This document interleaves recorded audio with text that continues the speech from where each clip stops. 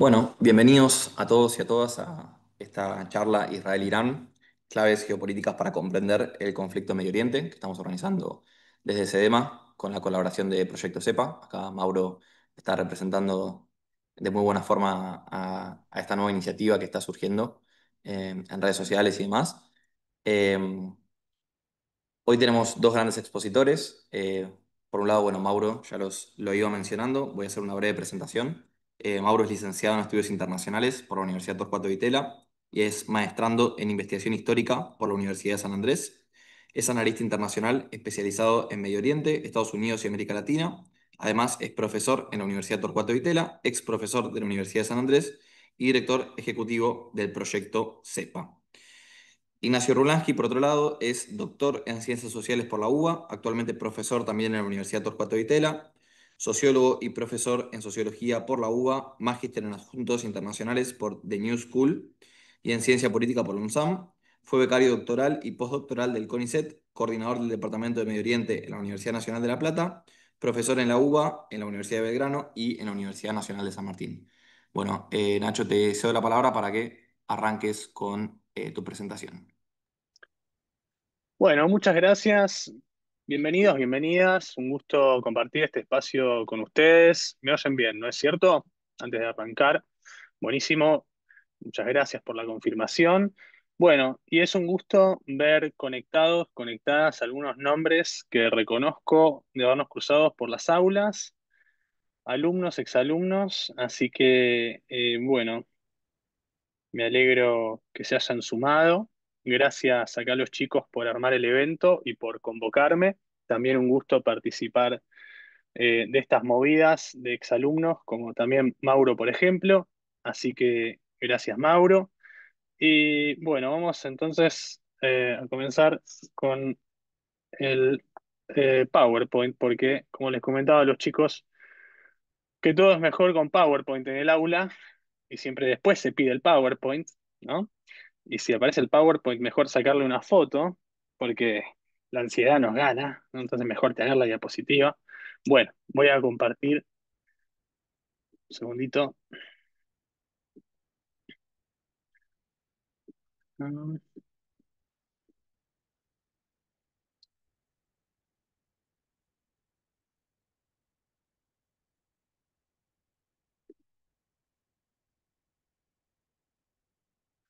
Bueno, mi computadora ya se cargó, me parece que ustedes también ya deberían verlo.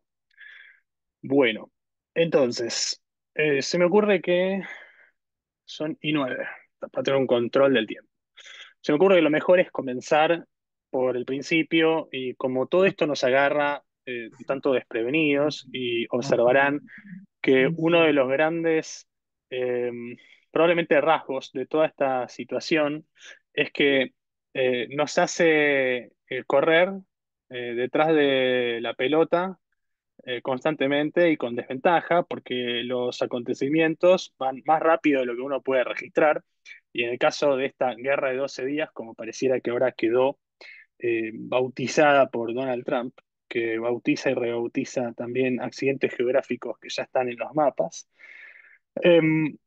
Básicamente, digo, uno de los grandes rasgos es esto, es cómo explicar algo que parece ir tanto más rápido en nuestra capacidad de registrarlo, de comprender cuáles son los objetivos de los actores, antes de eso, de tener una idea de quién es quién, y en general, como el Medio Oriente es una región que concita una atención marginal en Occidente, en Argentina, sobre todo en nuestros lares en América Latina, no estamos muy al tanto de quién es quién, por eso creo que es mejor hacer un raconto, aunque sea breve, de cómo llegamos a esta situación presente y nos va a hacer, me parece, mucho más accesible el qué es lo que sucedió, por qué es algo inédito, por qué es algo grave, por qué es algo importante, ¿no? Y también a poder dimensionar cómo esto afecta a tantas eh, variables, ¿no? Es decir, a nivel diplomático, a nivel militar, a nivel político, geopolítico, bueno, de manera tal que si vamos a los antecedentes de largo plazo, por lo menos como para hacer un recorte, ¿no? Porque no vamos a irnos a la prehistoria de la situación y a la revolución islámica, al 79, vamos mucho más cerca, las últimas 3 décadas, y sobre todo vamos con un acontecimiento de la década pasada, que es lo bastante anterior como para poder tener un marco, pero no tan atrás como para marearnos demasiado. Y es 2015, es la firma del Plan de Acción Integral Conjunto entre el grupo del 5+1, es decir, las principales potencias occidentales, la Unión Europea e Irán, donde durante la presidencia de Barack Obama se planteó este acuerdo para poder monitorear, tener un seguimiento del programa nuclear iraní desde adentro, podríamos decir. Es decir, que Estados Unidos, que Occidente pudieran acceder a los laboratorios iraníes con institucionalidad, con legitimidad, para poder marcar un poco el terreno de hasta dónde se podría enriquecer uranio, ¿no?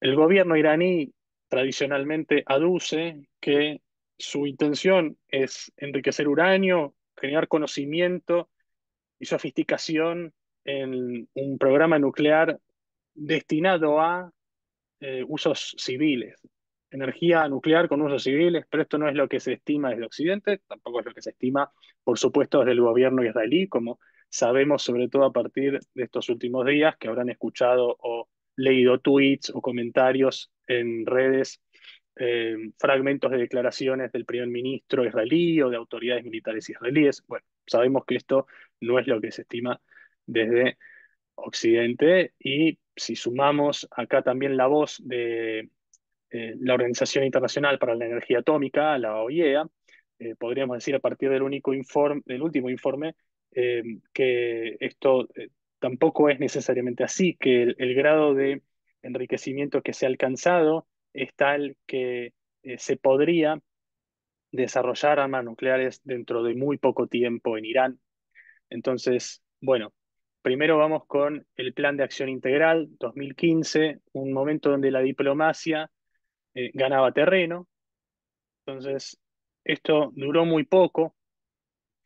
Ya termina la presidencia de Barack Obama, asume Donald Trump, y en 2018 se retira Estados Unidos de este acuerdo. O sea, Estados Unidos había pergeñado, promovido un acuerdo para entrar por la vía diplomática a Irán, para tratar de establecer algún tipo de cooperación a través del diálogo, a través de estos monitoreos de la actividad nuclear en Irán. Donald Trump entiende que este no es un buen acuerdo, entonces se retira, y esto provoca toda una serie de efectos muy graves en la economía iraní, en la sociedad iraní, un aislamiento internacional fuerte, embargos a nivel económico, se boicotea y se interrumpen las relaciones comerciales entre las principales potencias de Occidente, los principales socios militares de Estados Unidos a través de la OTAN, pero también a través de la Unión Europea, de los vínculos multilaterales que tiene Estados Unidos con sus aliados de Occidente. Reino Unido, Francia, Alemania, entre muchos otros países, cortan sus vínculos comerciales con Irán. Esto provoca en Irán una recesión económica muy fuerte, un proceso inflacionario fuerte, se exacerba el desempleo, y esto, por supuesto, genera y agudiza toda una serie de malestares que van asociados con todos estos factores que voy mencionando. Entonces, pasamos de la diplomacia con Obama, un mecanismo institucional diplomático, a la ruptura de ese acuerdo en 2018, y ya antes de eso tenemos muchos antecedentes. Por supuesto podemos rastrear hasta los años 90, y circularon mucho en los últimos días estos recortes de videos de Netanyahu en distintas instancias internacionales, eh, estableciendo toda la peligrosidad que representa el programa nuclear iraní para Israel, para Occidente, para el mundo, de manera tal que sumo acá a la diapositiva este pequeño recorte, esta captura de la famosa intervención de Netanyahu en 2012 en la Asamblea General de Naciones Unidas, que la habrán visto seguramente, y si no la vieron, bueno, fue en su momento eh, que la mayoría de acá estaba en el colegio en ese entonces, pero para quienes trabajamos la cuestión desde hace mucho. En ese momento esto se convirtió en lo más cercano a un meme de ese entonces. No le habían cambiado la cara a Netanyahu por la del coyote del Correcaminos. La mayoría no tiene idea de qué estoy hablando, así que vamos a seguir adelante. Eh, pero un nuevo episodio a partir de esta discontinuidad que se da con Donald Trump es si en 2018 Estados Unidos se retira del acuerdo en 2020, ya ahí nomás de la pandemia, en enero de 2020, poquito antes que estallara el COVID por el mundo, que se globalizara la pandemia, se produjo un ataque en el cual Estados Unidos asesinó a Qasem Soleimani, el líder, el jefe, el comandante de la Guardia Revolucionaria en ese momento eh, en Irak. Entonces, ¿por qué es importante esto? Porque se trata de un funcionario de muy alto rango, de un organismo que asume varias funciones en Irán. Algunas son burocráticas, otras son de tipo militares, pero a la manera de una especie de ejército bis, de un ejército paralelo, con presupuesto propio, con cartera y agenda propia.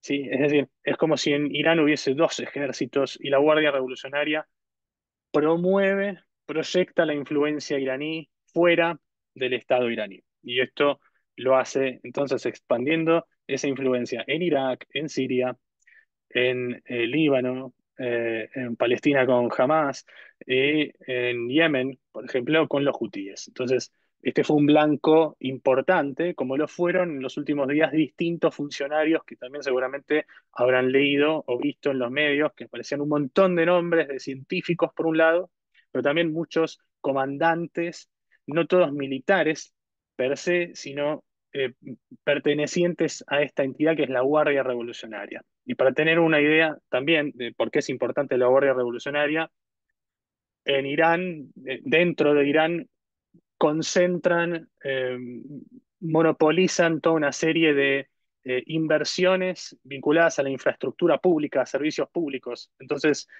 termina siendo realmente una entidad muy poderosa, muy influyente, que va más allá de lo militar. Es decir, usufructúan, digamos, las mieles del régimen hay distintas escalas. Bueno, es una entidad muy poderosa en Irán. Otro punto importante, más inmediato en cuanto a los antecedentes a la situación que vimos los últimos días, tiene que ver con el acuerdo, más bien el acercamiento, porque fue de orden más bien simbólico entre Irán y Arabia Saudita a partir de la mediación. China, que sin basarse en la vía militar, en la intervención militar, como ocurrió en el caso de Estados Unidos con la invasión a Irak, la invasión a Afganistán, a partir de la década de 2000, China tejiendo vínculos con la franja y ruta, esta nueva ruta de la seda, con también toda una serie de infraestructuras enganchadas a nivel intercontinental e interoceánico, también a partir de la diplomacia, fue llegando a la región, al Medio Oriente, y logrando este tipo de hitos, como la foto que vemos acá, el apretón de manos entre dos grandes rivales del Golfo, Arabia Saudita, que capitaneó la creación del Consejo de Cooperación del Golfo, o sea, una entidad basada, ¿sí?, en la cristalización de una identidad entre los países que conocemos como las petromonarquías, las monarquías árabes sunitas del otro lado del Golfo frente a Irán. Bueno, una entidad que las nuclea, que nuclea sus intereses en lo comercial, pero también en lo militar. Entonces, Arabia Saudita como contrapeso de Irán son dos países que han vivido una tensión muy fuerte en los últimos tiempos. La relación diplomática estaba rota. China entró a la región y logró esta foto a partir de esta foto, yo digo foto para ir a lo simbólico y a lo rápido, ¿no? Entonces, a partir de este gesto, se lograron otros subsiguientes, como por ejemplo, lograr la readmisión de Siria, todavía la Siria de Bashar al-Assad en la Liga Árabe, ¿no? Entonces, bueno, hoy Bashar al-Assad ya se encuentra en alguna parte de Rusia, exiliado de Siria, pero hasta entonces había sido un gesto de magnitud, porque también Siria estaba suspendida de esa organización a partir de la guerra civil. Bueno, vamos con otras cuestiones. Hace poco, ya mucho más recientemente, en la segunda presidencia de Trump, tenemos toda una serie de anuncios, de acuerdos, donde se promueven inversiones hipermillonarias en distintos terrenos.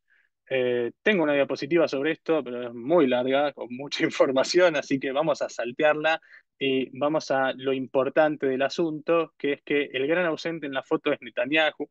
En esta gira pareciera que Israel no estaba incluido. ¿Es esto una señal de malestar entre los dos líderes que supuestamente además son amigos, son cercanos? ¿Por qué Trump no visitó Israel en el marco de esa gira reciente que se produjo hace semanas, ¿no? Entonces, bueno, se especulaba con eso. Entonces, se supone que ese distanciamiento pudo haber operado como una especie de factor de distracción, un engaño, una fachada para que Irán no sospechara de lo que se vendría a continuación. Y un punto que surge de esta pregunta y que se vincula con aquello con lo que empecé, tiene que ver con el cómo se produce el ataque, ¿no? Y cómo podemos explicarlo, porque los enunciados que nos llegan de parte de los líderes globales son confusos. Trump diciendo que no sabe si va a atacar, si no va a atacar, ¿no? Manténganse en sintonía, que en cualquier momento los sorprendo, saca un conejo de la galera y capaz que bombardeo, capaz no. Entonces, toda esta serie de opacidades, de informaciones a medias, aparte en un mundo de fake news, ¿no? Y de imágenes trucadas, generadas con inteligencia artificial, versiones equívocas de los hechos, hasta por el mismo, digamos, por lo repentino, lo súbito que son, ¿no? Y que informar a veces requiere tiempo, requiere constatar qué es lo que ocurrió realmente para poder informarlo fehacientemente. Bueno, en toda esa amalgama de situaciones resulta difícil entender cuáles son los objetivos de los actores, más cuando vemos que en el último tiempo, en la relación entre Estados Unidos e Irán, en la segunda presidencia ahora de Donald Trump, se venía intentando recomponer ese vínculo, roto a partir de la salida de Estados Unidos del Acuerdo Marco en 2018, deteriorado más aún a partir del asesinato de Qasem Soleimani, y sin embargo hubo ahora un relanzamiento de acercamiento a partir de distintas cumbres con países mediadores, de manera tal que si todas esas cumbres se realizaron, ¿cuál fue el propósito? ¿Fue engañar? ¿Fue distraer a Irán? ¿Es que hubo realmente mucha cooperación entre Estados Unidos e Israel en los ataques? ¿O acaso Donald Trump se subió a un tren ganador en la medida en que a Israel le fue bien estos últimos días? Bueno, acá hay un montón de especulación al respecto, pero conforme también pasan los días, lo que más se entiende es que hubo esta especie de efecto FOMO de diplomacia. A mí me gusta cómo lo presentó eh, Farid Zakaria, el famoso periodista, que es el efecto FOMO, ¿no? El quedarse afuera, ¿no? Entonces, si a este le va bien, yo me sumo, me prendo a ese éxito, aunque no sea mío, y lo hago pasar un poco como si lo fuera, para reponer también, recomponer una imagen de un Estados Unidos débil, que además viene de la presidencia de Biden muy vapuleado por su política con Rusia-Ucrania, con Israel-Jamás. Entonces, bueno, esto cambia el escenario. Todos estos episodios de los últimos días modifican mucho el escenario, ¿sí? Y lo que tenemos es, por un lado, que para Irán, toda la amalgama, la red de aliados, lo que se dice proxies también mediáticamente, los apoyos regionales están sumamente debilitados. Entonces, cuando nos preguntamos por qué ahora, bueno, Israel demostró su superioridad en inteligencia y en lo militar contra Hezbollah el año pasado, al haber orquestado toda esa serie de operativos en distintas escalas y con distintas tecnologías, algunas muy rudimentarias como los beepers, los paneles solares, ¿no? Los pagers, dispositivos que ya no se usan más básicamente por lo vetustos que son. Y sin embargo, tratando de burlar a la inteligencia israelí, Israel se infiltró de esa manera, es decir, muestra una capacidad de orquestación a largo plazo a nivel inteligencia y acá observamos lo mismo, es decir, en este ataque primero, el del 13 de junio, se ve lo mismo, ¿no? O sea, se ve que pese al ataque del 7 de octubre, a que en ese momento la superioridad militar israelí fue aparentemente burlada por Hamas.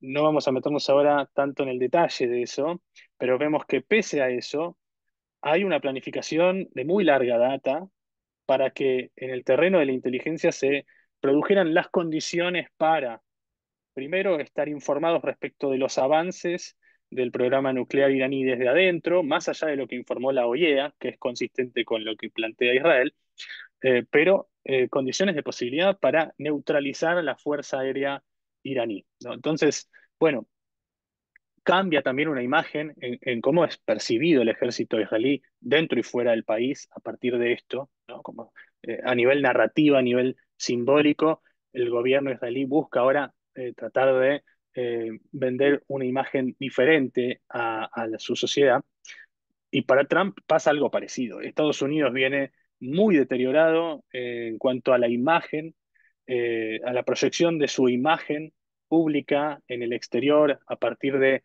dos grandes guerras que han sido como dos nuevas Vietnam, Irak y Afganistán, de donde la retirada reciente, inclusive de Estados Unidos durante el gobierno de Biden de Irak, fue algo también bastante catastrófico porque mostró que tantos años de ocupación, de inversión, de entrenamiento no sirvieron básicamente para nada. Los talibán reconquistaron el poder con facilidad, no hubo resistencia.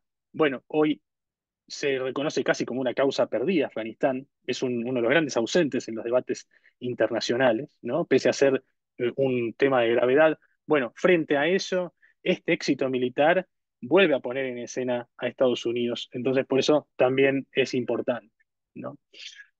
Bueno, eh, cierro por ahora con esto, dado porque va pasando el tiempo, así le paso la palabra a Mauro y después en la instancia de preguntas podemos expandir más sobre algunas cuestiones. Eh, pero nuevamente, por ahora, para cerrar hasta acá, quedémonos con la cuestión de que esto no es algo precipitado, pese a la susceptibilidad, a la irascibilidad excesiva de este tipo de declaraciones de líderes como Trump, del líder supremo en Irán, por supuesto, ¿no? Del propio Netanyahu, ¿no? De la megalomanía que uno puede adjudicarle muchas veces a estos líderes, tanto a la construcción de un culto a la personalidad, o bien del decisionismo excesivo, ¿no? Y arbitrario, muchas veces contrariando incluso los intereses de sus propios representados. Y sobre esto, eh, bueno, yo lo he comentado mucho en los últimos días, pero me parece significativo todavía y que aporta un poco más de sustancia sociológica a la cuestión, es que las encuestas en Estados Unidos eh, todas rechazaban básicamente digamos, la perspectiva de que Estados Unidos entrara en guerra directa. El núcleo de representación de Trump, el núcleo MAGA, los republicanos no MAGA, y también, por supuesto, dentro del Partido Demócrata e independientes en general, el rechazo a la guerra, a la intervención, era muy alto. Entonces, eso también es un factor a tener en cuenta. Bien, entonces después, si a alguien le interesa hablar un poco más sobre cómo se presenta, como les decía recién, al público interno, no solamente hacia afuera, ¿no? Vender mediáticamente un éxito militar como un éxito político, porque no sabemos ni el grado de daño total de la destrucción en las centrales nucleares iraníes, ni tampoco sabemos cómo va a impactar esto por lo menos a un mediano plazo, ¿no? Una consecuencia podría ser que se agudizara lo que se llama en relaciones internacionales como el dilema de la seguridad, es decir, que los funcionarios iraníes eliminados sean reemplazados por otros más recalcitrantes, más intransigentes, más duros todavía, más extremistas en su política que aquellos que fueron asesinados hace poco, y que entonces la viabilidad para articular el programa nuclear iraní no solo dependa de la superioridad militar israelí ni americana, sino que podría continuar por otros medios, porque esta posible caída de régimen, la que tanto se presagiaba, al final no solo podría no darse, sino dar lugar a una reacción, a una unificación detrás de un núcleo duro más extremista aún, ¿no? Y más dispuesto, más convencido de la necesidad de poseer armas nucleares que nunca.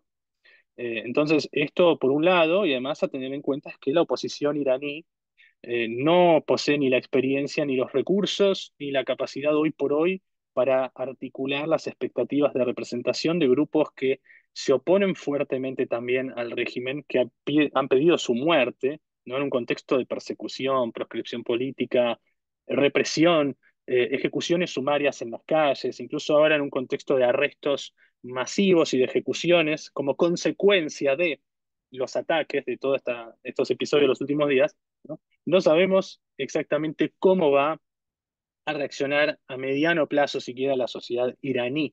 Entonces tenemos que esperar un poco.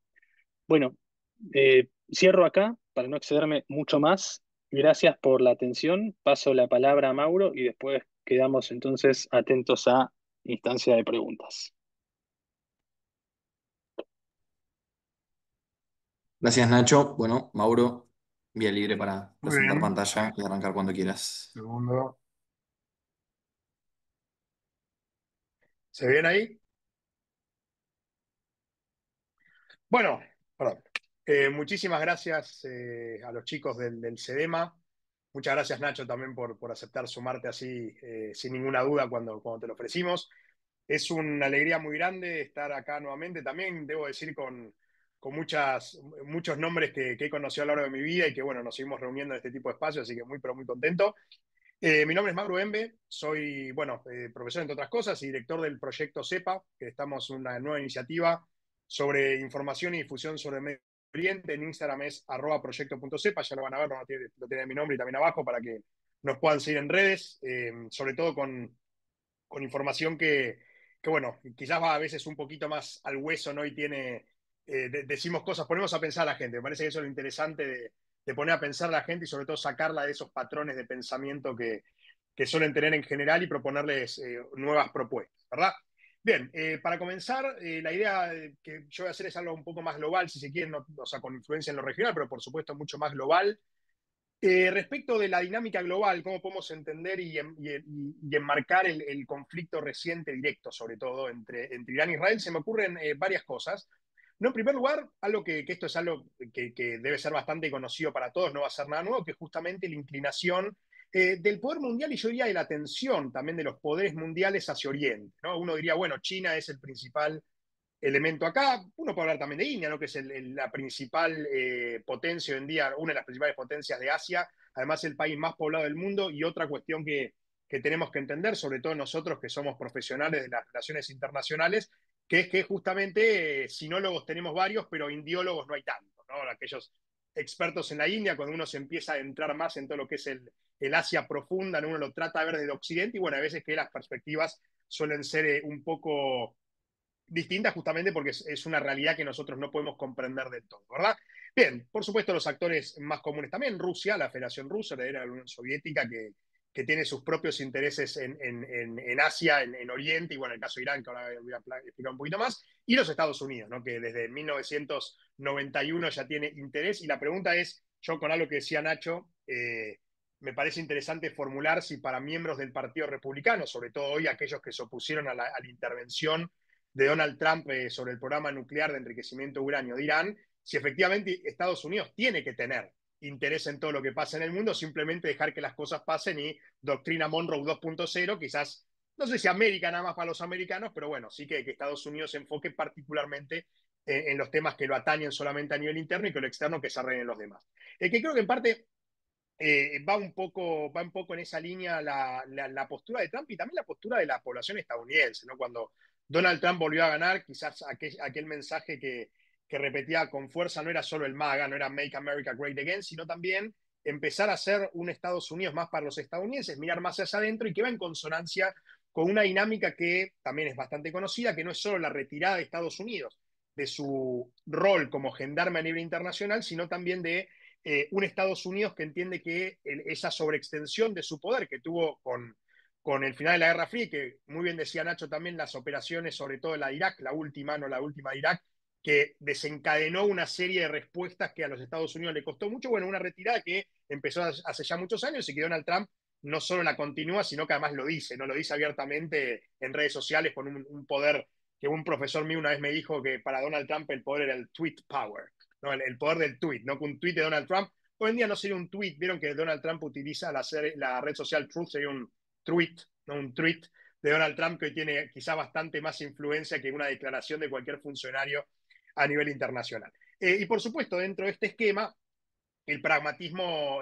se hace fuerte frente a todo. Hoy en día, ya lo que antes podría haber de un multipolarismo de las instituciones internacionales que aunaban intereses, que reunían, y que bueno, quizás en su momento en 1945 era un lugar de encuentro, hoy en día vemos que las instituciones internacionales no solo están en un fuerte declive, sino que también la gente, ¿no? La sociedad civil está eligiendo otros métodos, ¿no? Está eligiendo otros medios, está eligiendo otras propuestas que no van, si se quiere, con esta, eh, digamos, esta iniciativa, este multilateralismo clásico de Occidente quizá de las últimas décadas, sino que va justamente cada país hacia adentro y después nos arreglamos en una tendencia que nos lleva a pensar, bueno, quizás las relaciones internacionales están volviendo a lo que fue en su momento el siglo XIX y están cambiando respecto del paradigma que se creía que teníamos en el siglo XXI. Eso también me lleva al siguiente razonamiento. Hay mucha gente que está preocupada, no, ¿qué va a pasar con Occidente? Bueno, otra pregunta que va quizás más hacia el final, que es, no sé si escuchado una vez, Europa se está islamizando, ¿qué va a pasar con el mundo? Se está pudriendo, el mundo está... Eso, bueno, y el mundo siempre fue un caos, ¿no? Todo depende de la perspectiva con la que lo tenemos y también con que el mundo cambia. Digo, yo siempre digo una frase que me parece que es muy importante, que es Roma cayó, no Roma, el imperio de los siglos cayó también, ¿no? Cómo se pueden reconfigurar la historia de la humanidad, que es parte también de la misma historia de la humanidad, su reconfiguración, incluso con dinámicas que nosotros no pensamos que fueran posibles. Digo, la situación de hoy en el mundo quizás 10, 15 años atrás no era previsible. Bueno, ¿por qué? ¿No? Esas preguntas son las que quizás nos tenemos que hacer.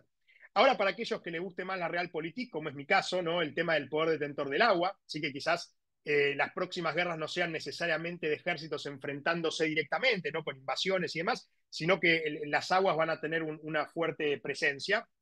Es lógico también teniendo en cuenta que la principal fortaleza que tienen los Estados Unidos de América a nivel militar es la US Navy, es la Marina, ¿no? Y la proyección de su poder se hace también a partir de la proyección de su Marina a lo largo y ancho del mundo y que si ustedes ven los diferentes movimientos, no solo de portaaviones, digo que eso tiene que ver más con una cuestión de flotas y de dinámicas propias de la Marina, tiene que ver con una cuestión de intereses, ¿no? No solo Estados Unidos, sino también el Reino Unido, que es un actor que no se menciona demasiado, pero que sin dudas tuvo que ver también en el ataque israelí sobre el programa nuclear de Irán y que es un aliado de los Estados Unidos de América en la región del Medio Oriente y también en Asia, no así en el Atlántico Sur, ¿no? Eso quizás para otra charla lo dejamos los chicos de SEDEMA también, qué onda el Reino Unido en el Atlántico Sur, Malvinas y demás, que es otra cosa muy interesante, pero que bueno, al menos en Medio Oriente y en Asia el Reino Unido va detrás de los Estados Unidos. Vamos con un ejemplo. La base que atacó Irán, ¿no? En represalia al bombardeo estadounidense de su programa nuclear, la base de Al-Udeid, que está en Qatar, es una base aeronaval compartida por Estados Unidos y por el Reino Unido también.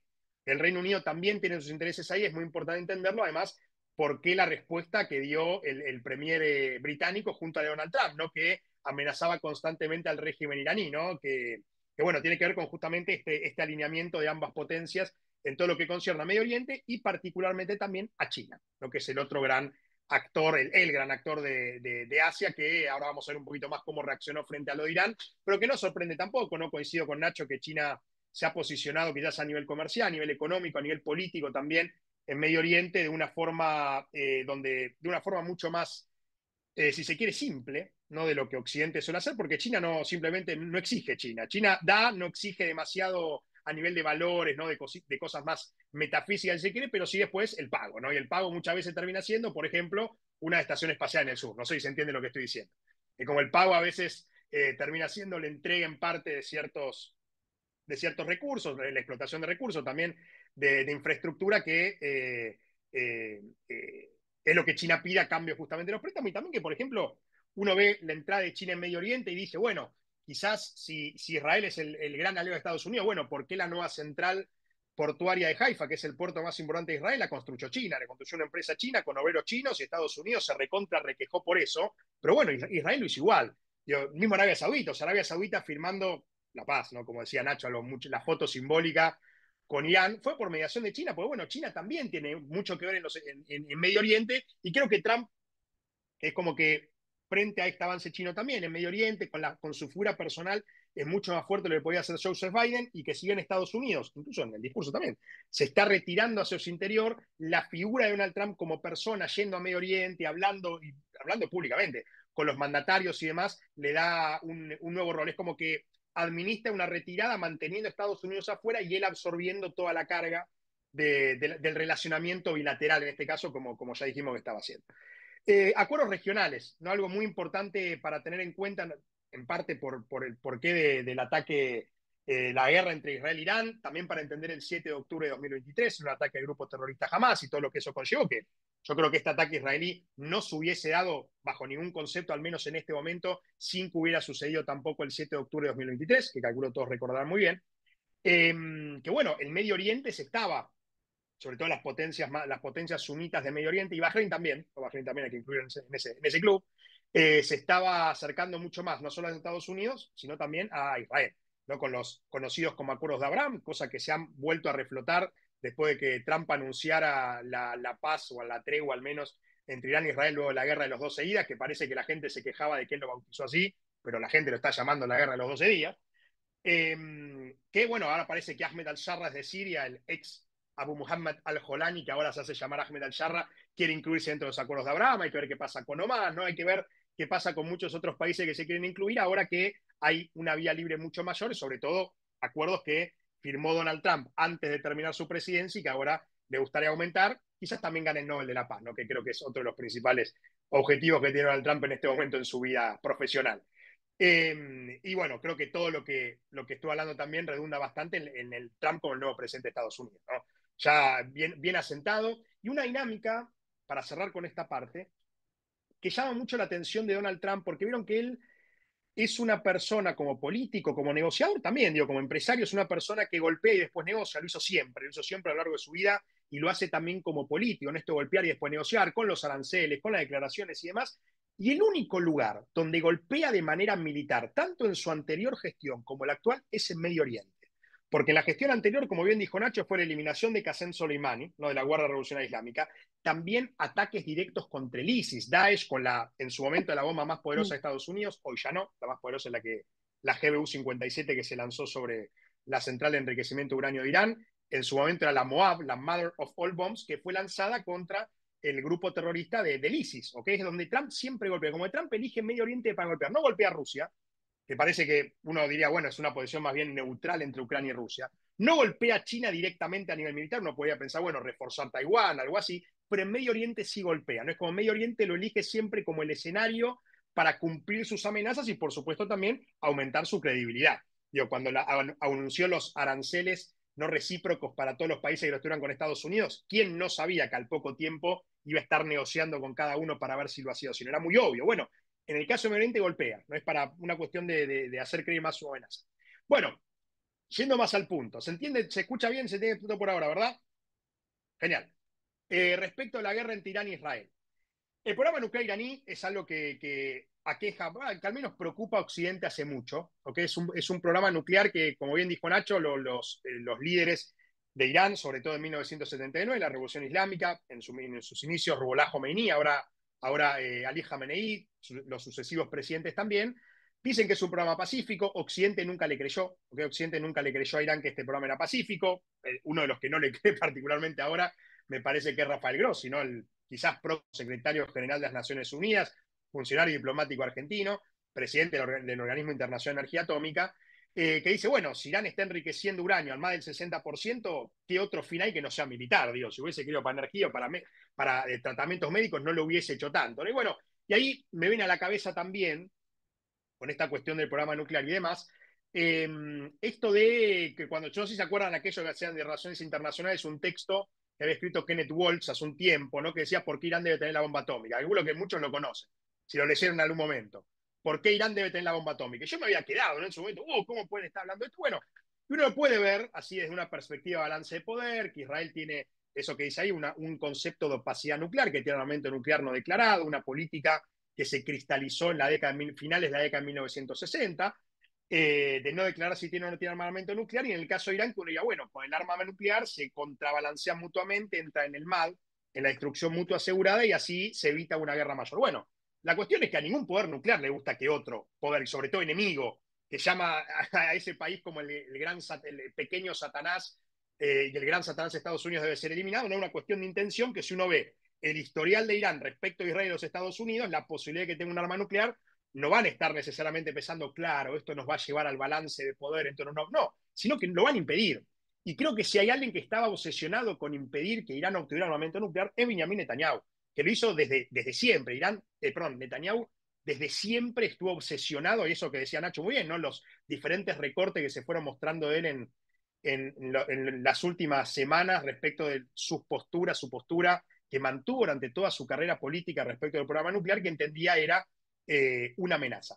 Y por eso llegó el momento donde hablamos de que finalmente, después de años, después de décadas de enfrentamiento indirecto de Irán financiando grupos terroristas, como Hamas, como la Yihad Islámica Palestina, como Hamas en los últimos años, ¿no? Como Hezbollah en el Líbano, como los hutíes en Yemen, Kataib Hezbollah en Irak, las fuerzas populares de movilización en Irak también, de repente hay un enfrentamiento directo. Esto, digamos, el ataque al programa nuclear iraní fue el último hasta ahora de los ataques directos que tuvieron. Pero no sé si se acuerdan que en enero de 2024 Israel había eliminado a un alto comandante de Irán en el consulado iraní en Damasco.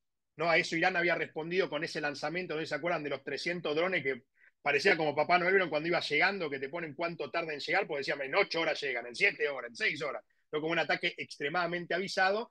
Después el ataque a la central nuclear de Isfahan, si no me equivoco, y finalmente, lo de Ismail Haniyeh, ¿no? La eliminación presuntamente por parte de Israel del líder del buró político de Hamas, Ismail Haniyeh, en un edificio de la Guardia Revolucionaria Islámica en Irán, y finalmente el lanzamiento de los misiles balísticos que fueron repelidos no solo por Israel, sino por una coalición de estados de Occidente, ¿no?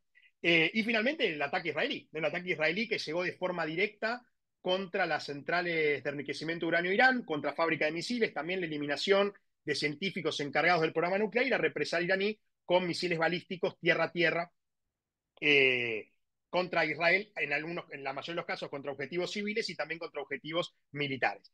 La cuestión es, bueno, uno podría decir, bueno, ¿por qué Irán se vio tan interferido en la inteligencia israelí, que tiene, que si bien falló el 7 de octubre, pues es una cuestión real, tiene una reputación extremadamente alta a lo largo y ancho del mundo, el Mossad en este caso, a nivel externo, la infiltración total dentro del gobierno y de las fuerzas iraníes que se materializó con el impedimento del funcionamiento de las defensas antiaéreas, los S-200 y S-300 provistos por Rusia, entre otras cosas, y una decisión que tomó los Estados Unidos de América de finalmente atacar, ¿no? Entrometerse en el conflicto de forma directa y atacar el programa nuclear iraní y después decir, bueno, hasta acá llegamos, ¿no? Que es el otro punto. Estados Unidos no permitió que Israel siga atacando y dijo, hasta acá llegamos, vamos a firmar un acuerdo según Trump que dure para siempre. Y en esa dinámica, me parece que hay que también enfocarse en algo que no se habla demasiado, que es más allá de lo militar, de lo político, ¿no? De la perspectiva, ¿qué pasó con la gente? ¿No? ¿Qué pasó con lo social? ¿Qué pasó incluso con las comunicaciones de los distintos gobiernos a nivel internacional respecto de esto? Porque me pasó algo, no sé si alguno se percató, cuando empezó el conflicto en la Franja de Gaza, al poco tiempo ya se está hablando de los civiles en Gaza. Calculo que esto lo conocen. Cuando fue lo de Irán, yo no vi medios internacionales así a gran escala que hayan hablado de los civiles iraníes. No sé si lo vieron esto. Llama la atención. ¿Por qué llama la atención? Porque Occidente, sobre todo los principales gobiernos, incluso la sociedad civil, entiende a Irán como una amenaza. ¿Okay? A diferencia de lo que puede pasar con la parcialidad palestina, en el caso de Irán, al entenderlo como una amenaza, se toma de una manera distinta. Incluso Netanyahu logró algo impensado, que es que al día anterior al ataque, que estaba prácticamente su gobierno desbancado, que ya lo iban a hacer, haber una amenaza de disolver la asamblea, o alineó a todo el escenario político, a todo el stream político, a todas las líneas israelíes, incluso opositoras, a decir esto era necesario. ¿Por qué? Pues es una cuestión de Estado. Y la verdad que ahora si lo capitaliza políticamente hablando, estamos hablando de que tiene una habilidad extraordinaria para sobrevivir, porque no sería la primera vez que frente a un escenario de esta magnitud salga bien parado. Y bueno, ¿cómo lo ve la gente? ¿No? Porque si algo que tenemos que entender es que las guerras de hoy, no solo, bueno, acá también está, no solo se pelean en el frente, sino que también se pelean en las redes sociales. Y que hoy la gente publica y la gente, bueno, como fue el ataque del 7 de octubre de grupo terrorista jamás, publicando absolutamente todo lo que pasó y que hoy nos enteramos de que pasan muchas cosas y también nos enteramos de cosas que en realidad no pasan. Y eso es algo que hablaba con Nacho, justo que te hago chivo también de tu trabajo de investigación respecto de la fake news y la inteligencia artificial en contexto de guerra, que estuvimos hablando ayer. Porque bueno, hoy en día vemos un montón de cosas, ¿no? Un montón de cosas, no sabemos si son reales o si no, la inteligencia artificial que cada vez tiene mucha más capacidad de creación y hay cosas que no sabemos si son reales o no y hay un doble juego. Me parece que uno lo puede ver de manera más realista, si se quiere, ¿no? Con los gobiernos, la real política de los estados como cajas negras donde se decide todo a nivel gubernamental y demás, y después un escalón de la sociedad civil que va en otro juego, ¿no? Que quizás la sociedad civil, y sobre todo en Medio Oriente, hay muchas veces donde la sociedad civil no está de acuerdo con lo que hace el gobierno. Por ejemplo, yo no sé si todos los saudíes están de acuerdo con que Arabia Saudita se acerque a Israel. Por supuesto, bueno, los marroquíes, Marruecos que iba a entrar en los acuerdos de Abraham. No sé si todos los marroquíes, para mí, de hecho, ni siquiera casi ninguno, está de acuerdo con el acercamiento. ¿No? Ese divorcio quizás en Medio Oriente entre la sociedad civil, Irán, por supuesto, también, ¿no? Entre la sociedad civil y los gobiernos, que no son democracias liberales, ahí se explica por qué la toma de decisiones, y en Occidente también, y cómo se traslada, porque hoy en día, digo, Medio Oriente está copando Occidente, ¿no? A nivel cultural y también a nivel de noticias, a nivel bélico y demás. Bien, termino con esto. Un fenómeno que empezó a crecer, no solo después del 7 de octubre, sino también con la guerra con Irán y demás, todo el conflicto en Medio Oriente, es el antisemitismo. Y voy a agregar otra cosa más, porque no fue necesariamente solo el antisemitismo, sino que es el odio. El odio que empezó a crecer profundamente y cuando pasa algo en Medio Oriente, que es un polvorín constante, sabemos que nos impacta de lleno en Occidente, ya sea porque hay gente que viene del Medio Oriente, que vive en Occidente, o que estamos mirando todo el tiempo hacia ahí, incluso constantemente, antes que era por carta, por diario, por radio, hoy en día es en las redes sociales. Entonces, me parece que si el fenómeno del antisemitismo creció, creo que es el odio infundado hacia la comunidad judía en este caso, tenemos que hablar del odio en general y lo que genera el odio que sobre todo es producto de la ignorancia. Porque a mí me duele profundamente, ¿no? Cómo estos conflictos terminan haciendo, por ejemplo, que gente musulmana que vive en Europa y quiere integrarse a la sociedad sea expulsada por las mismas personas que habían llegado como migrantes décadas anteriores. Digo, ¿cómo puede ser que frente a estos contextos, sobre todo en Medio Oriente, cómo terminan impactando tanto en Europa como en América, digo, inclusive Estados Unidos, ¿no? América en su conjunto, ¿no? América, terminan ganando candidatos cuya postura principal es estar justamente en contra de estas políticas migratorias, más allá de que consideremos que es un problema de seguridad o no, tiene que ver con una cuestión de esto, de lo de ignorancia y sobre todo el oportunismo político respecto de esto. Y si entendemos que Medio Oriente es una fuente, lamentablemente, que repercute en el aumento de los niveles de odio, de antisemitismo, de islamofobia y demás en Occidente, también tenemos que abordarlo desde ese lado. Digo, podemos hablar de armamento nuclear todo lo que queramos, pero si no entendemos que esto, que en Medio Oriente nos afecte en nuestra vida cotidiana, mucho más de lo que creemos, estemos involucrados o no, entenderlo es clave para que podamos entender Medio Oriente y así entender mejor nuestra realidad. Bien, eh, aquí están las redes de Proyecto CEPA. Muchísimas gracias también por la intervención. Creo que estuve bien de tiempo, lo que hizo exactamente lo mismo que Nacho. Creo que fueron exactamente 21 minutos. Estamos. Bueno, no sé si hay alguna pregunta. Bueno, primero Adelante. intervengo un poco para agradecer a ambos por el tiempo, por la dedicación en hacer sus presentaciones y obviamente por la pasión que le ponen digamos, la investigación y a la difusión siempre. Yo tengo algunas preguntas, pero me parece que es más interesante por el horario que es abrir un poco el debate al resto. Si alguno quiere hacer sus consultas, puede levantar la mano y bueno, vamos en orden. Yo, mientras tanto, si quieren, para ir rompiendo el hielo, eh, Creo que te tengo una... referías a la mano, levantar la mano de Zoom, ¿verdad? Para levantar la Yo mano creo de que hay Zoom. gente que está Ahí veo una, levantando físicamente la mano. ahí veo, sí, empecé a ver una mano. Ahí, Jeremías, me parece que levantaste la mano Levantó la mano de verdad. físicamente. Sí, sí. Sí, es Dale que me para adelante. actualizaron el Zoom y no sé cómo levantarla ahora, perdón, hace mucho no uso esto. Em, bueno, primero, muchas gracias muchachos a los dos. Yo quería preguntar sobre tres cosas. Primero, Nacho, vos hablaste un poco sobre la imagen de Natsal dentro de Israel. Entonces te quería preguntar, ¿cómo ves el panorama entendiendo la fractura interna de la sociedad israelí con toda la crisis que se estaba viviendo previa a que estalle el conflicto del 7 de octubre? Y si realmente vale la pena abrir un frente nuevo, entendiendo todo lo que ocurría previamente, y después, más en tópico nuclear, ¿Qué opinan sobre la doctrina de Begin y sobre la posibilidad de ver cómo la opción Sansón ocurra en los próximos meses o años? Muchas gracias. ¿Juntamos preguntas o vamos respondiendo? Antes, ¿qué preferís? Juntemos un par, si les parece. Dale.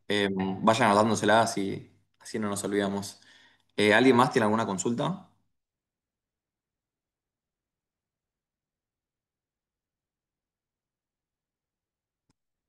Bueno, yo sumo a esta ronda de preguntas mientras el resto va pensando y se va sumando a esta ronda.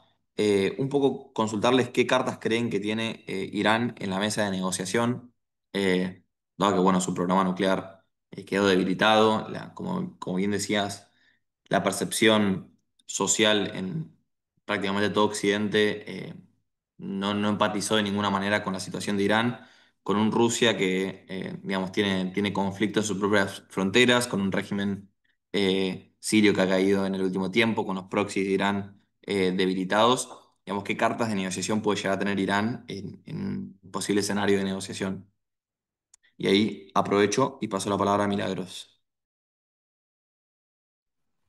Hola, gracias. Siento que mi pregunta es bastante más simple, pero me pregunto los israelíes en Israel con respecto al apoyo a Netanyahu, porque yo veo que por ahí hay marchas y como que protestan. ¿Cómo es esto? O sea, ¿ellos apoyan todo lo que está pasando con Irán? O sea, ¿está dividida la sociedad? Con el tema, nada, eso, me interesaría saber cómo ellos lo viven más desde adentro y qué opinan con respecto a las decisiones que toma Netanyahu. Bien, vamos con una pregunta más de Juliana y ahí si quieren comienzan a responder. Buenas. Mi consulta va un poco también de cara al futuro y pensando también un poco como internacionalista, como qué herramientas pueden llegar a tener, digamos, para poder solucionar esto ¿no? en corto o mediano plazo, largo, en términos diplomáticos, porque hoy como que se habla mucho de esta nueva diplomacia, es en realidad más por digamos, medios militares, o al menos se ve así también un poco por afuera, eh, en el sentido de que Irán tampoco reconoce a Israel como Estado o su propio derecho de existir como Estado, digamos, como por vías diplomáticas se pueden entablar esas conversaciones también. Entiendo que hay muchos mediadores, pero digamos, ¿qué tanto futuro de esperanza también hay en ese sentido de esa coexistencia o resolverlo por medios diplomáticos?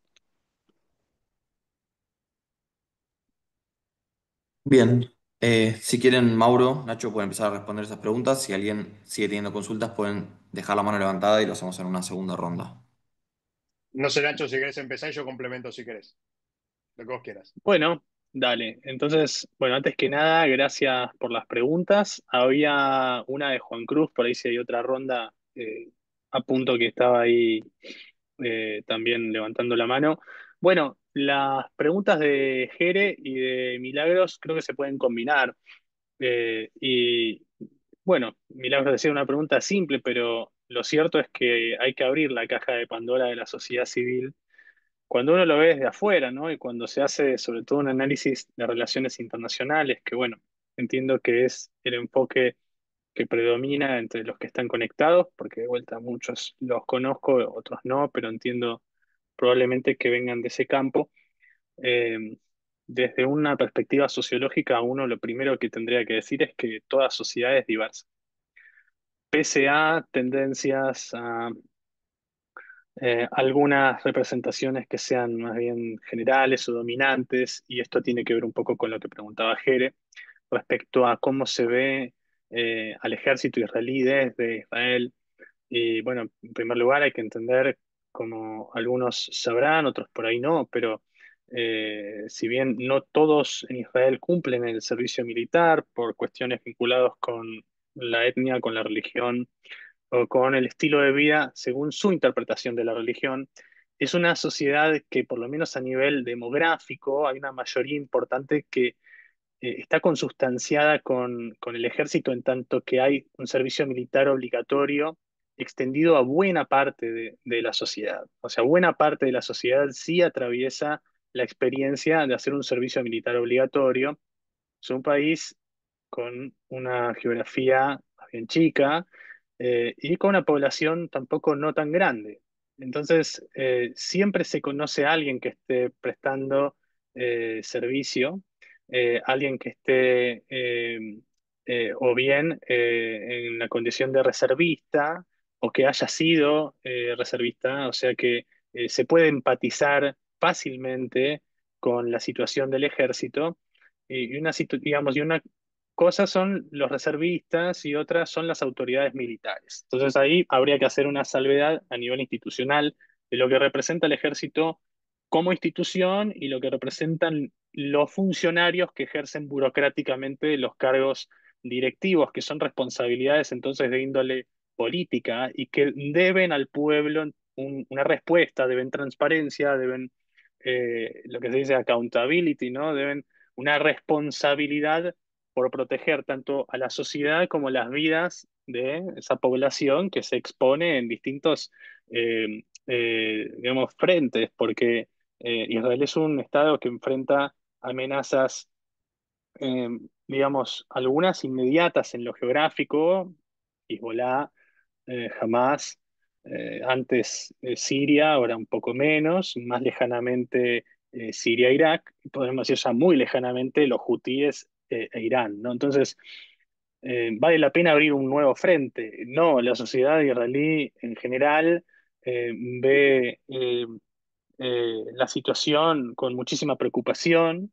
Hay un desgaste enorme por la guerra con Hamas y hay crecientes voces en contra, si bien siempre las hubo desde antes, incluso del 7 de octubre, en contra de Netanyahu, en contra de esta coalición de gobierno, sobre todo por las líneas que eh, eh, digamos, van ganando terreno sobre la agenda política en la Knesset, o sea, en el Parlamento, y que vienen de la línea mesiánica de los milenaristas, de los nacionalistas religiosos que son ultra ortodoxos eh, y que son aliados políticos de Netanyahu, ¿no? Entonces, de ese factor ultranacionalista, hiperconservador, tenemos, por ejemplo, los grupos de colonos que estos días atacaron a soldados israelíes. Entonces, tenemos tanto amenazas externas como una situación muy grave hacia adentro de radicalización de proyectos en pugna, una Israel democrática, plural, liberal en lo político, ¿no? Y un proyecto mesiánico que incluso atenta ya con contundencia desde adentro contra una idea de Estado de Israel, que no es el del Estado de Israel que se fundó en el 48, promovido por un imaginario laico, moderno, ¿no? Entonces, diríamos, hay muchos frentes, no solamente estos frentes de guerra, el frente, digamos, las rencillas políticas hacia adentro son bastante importantes para entender entonces cuál es el interés nacional y cuando uno diría si la sociedad apoya o no apoya lo que pasó estos días contra Irán, tendremos que primero marcar que el interés nacional no es interpretado de la misma manera por quienes protestan contra Netanyahu, contra la coalición de gobierno, quienes piden un cese al fuego, quienes piden que se detenga la guerra contra Hamas inmediatamente, que se recupere a los rehenes, pero dentro de toda digamos, esa miríada de actores que protestan contra Netanyahu y compañía y contra la guerra, hay grupos de la extrema izquierda, lo que se dice el bloque radical, y desde ahí hasta el centro hay muchos grupos movilizados que están más o menos vinculados, pero cada uno tiene sus rasgos, sus características, y no necesariamente piden lo mismo, ¿no? Algunos son grupos que vienen de antes del 7 de octubre y que protestan en favor de la democracia, de la transparencia institucional, por lo tanto, en contra de la corrupción, del autoritarismo, del nacionalismo religioso, ¿sí? Por ejemplo, eh, ¿cómo se dice en castellano? El Frente Rosa, ¿no? O sea, eh, eh, los grupos que emergieron, que antes se llamaban las bandanas rosas, ¿no? Es decir, los grupos de artistas, de jóvenes, del movimiento LGBTQ+, que protestan contra el primer ministro, que tiene una agenda pro-democrática, pero hay grupos que emergieron a partir del 7 de octubre, como grupos de mujeres que están muy en contra de lo que sucede en Gaza, ¿no? Las mujeres de blanco, ¿no? Entonces hay distintos grupos, algunos que preceden 7 de octubre, otros que, que van ganando una identidad a partir de entonces, muchos en contra de la guerra y en contra que esto recrudezca porque al tiempo que sucedía lo de Irán, tenemos todavía hoy por hoy 50 rehenes en Gaza que no se recuperan.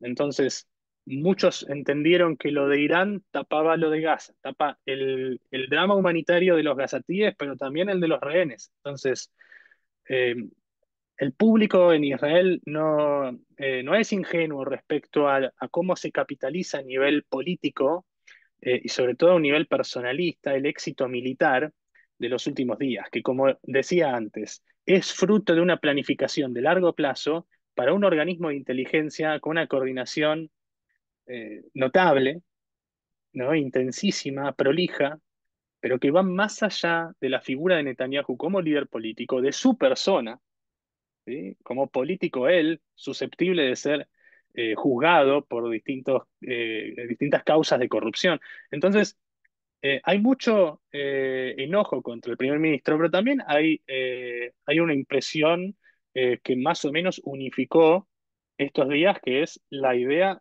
de, primero, de verse frente a una amenaza extrema, radical, ¿no? Inusitada. Nunca sucedió que Irán bombardeara a Israel hasta el año pasado, pero nunca se dio que Irán bombardeara población civil, entonces, de la manera en que se vio en los últimos días y con el nivel de daño, ¿no? Edificios civiles, civiles heridos y muertos, gente que se muere de heridas a los días de haber sido atacada. Entonces, bueno, hay una impresión de éxito por un lado, pero hay un drama genuino de gente que está aterrorizada y que dice que no quiere otro frente, pese a Gaza, pese a los rehenes, pese a lo que fuera, pese a cuestiones ideológicas que lo único que quería era que sus seres queridos estuvieran a salvo. Entonces, esto es algo a tener en cuenta, ¿no? De lo muy inmediato de la guerra y de la violencia, que hace que, más allá de ideologías, de las construcciones geopolíticas de influencia de Estados Unidos, Arabia Saudita, China, Rusia, compañía, en el día a día hay gente de carne y hueso que tiene que correr un búnker. Entonces, algunos de ellos aplaudirán lo que sucedió, porque también esto siempre concita algún tipo de orgullo nacional, nacionalista que se ve resarcido por el éxito militar, ¿no? Pero bueno, eso también convive con el miedo. Entonces, lo de la opción Sansón, bueno, hay quienes no son, eh, digamos, simpatizantes fervientes de Netanyahu, pero de todas maneras apoyan esa perspectiva de aplastar con contundencia, con fuerza militar, como se vio las últimas semanas, el programa nuclear iraní. ¿No? Y yo creo que para responder ya y cerrando lo que se preguntaba Juliana respecto de las herramientas diplomáticas, me parece que en la pregunta bien respondés lo que ocurre, ¿no? Fehacientemente, que es que la diplomacia convive con la vía militar. O sea, si bien son carriles separados, digamos, coexisten en un mismo universo, donde eh, una ejerce un peso sobre la otra. Y esto podemos sopesar distintas lecturas teóricas sobre cuál incide más o bien eh, si una es determinante, pero por lo menos tenemos que acordar en que coexisten y en la medida en que coexisten y en la medida en que los países que pergeñaron, que configuraron el orden internacional liberal, que es básicamente eh, aquel cuyos valores le dan forma al derecho público internacional, a los organismos internacionales, o sea, eh, al orden internacional del presente, ¿no? Que los países que participaron de la creación de todas esas herramientas, de todos esos mecanismos que deberían ser regulatorios, que deberían conducirnos por la vía de la diplomacia, han socavado ellos mismos, ¿sí? Su prestigio, su credibilidad, como para poder defender la vía diplomática como un mecanismo eficaz, ¿no? Porque tampoco la han empleado. Y esto se ve en todas las hipocresías que uno puede denunciar respecto a cómo hay un desbalance estructural, institucional en la composición del Consejo de Seguridad de Naciones Unidas, países que tienen veto y voto frente a otros que no tienen un asiento permanente, tienen un asiento rotativo sin derecho a vetar resoluciones, como también se ve en la posición respecto del Tratado de No Proliferación de Armas, países que poseen armas nucleares y otros que no, y que hay países que son los que parecen determinar quiénes deberían poseerlas y quiénes no. Y acá no estoy metiéndome en la cuestión ideológica de quién debería tenerlas. Estoy planteando que es un problema político eh, y, y precisamente es un problema que hace a la credibilidad de la vía política para poder nivelar expectativas de riesgo, ¿sí? De construcción de proyectos hegemónicos, ¿sí? Y de vocación de armarse frente a lo que se entiende como riesgos o amenazas o competencias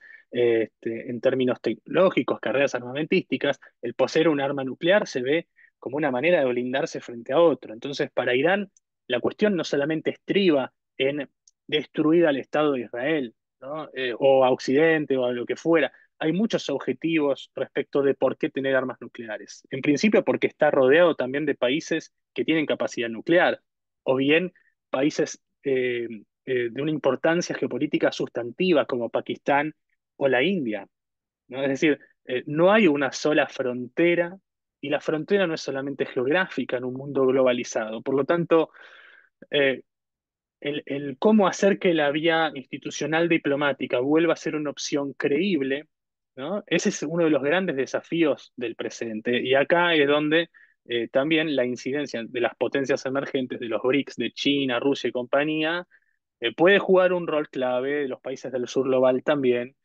Pero si algo se pregunta la academia desde hace un tiempo, y respondo esto en parte como investigador, es justamente el cómo en este mundo donde no hay una hegemonía clara, donde hay una competencia de proyectos, Occidente, el Este, el sur global, ¿no? Es decir, hay una competencia de proyectos que no se salda, ¿sí? ¿Cómo se puede volver a mecanismos, o cómo se pueden pergeñar mecanismos institucionales creíbles nuevos? Bueno, ese es uno de los grandes desafíos, ¿sí?